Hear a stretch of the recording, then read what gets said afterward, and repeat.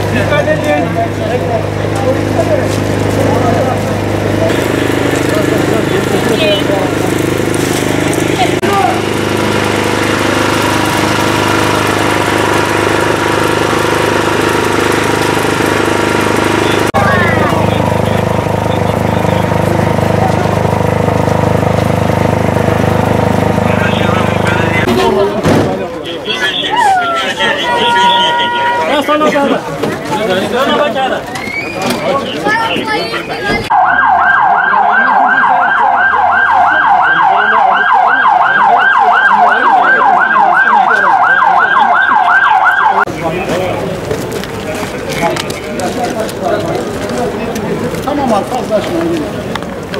Bıraktıysa sensörleri geri. Ramazan bağır, sessizlik iste. Sessizlik tamam. İste, bağır. Lütfen sessizlik.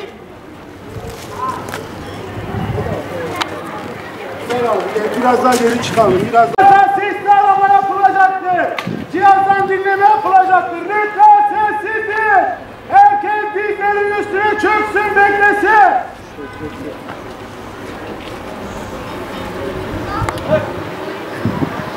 Arama kurtarma ekipleri geldi. Sesimi duyan var mı?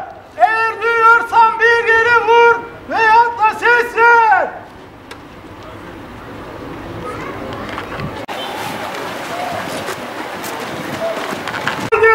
Sesimi duyan var mı? Sesimi duyuyorsan bir yere vur veyahut da ses ver.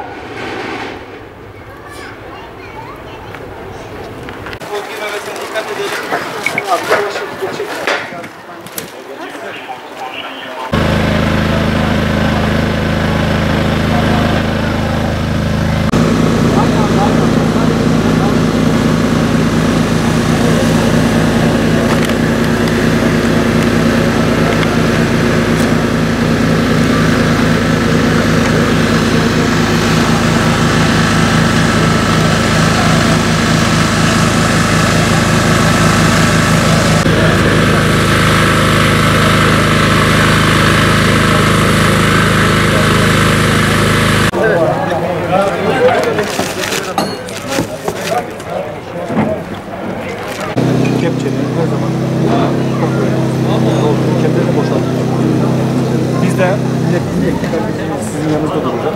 Kontrol çalışmaları yapacağız. Şu an burada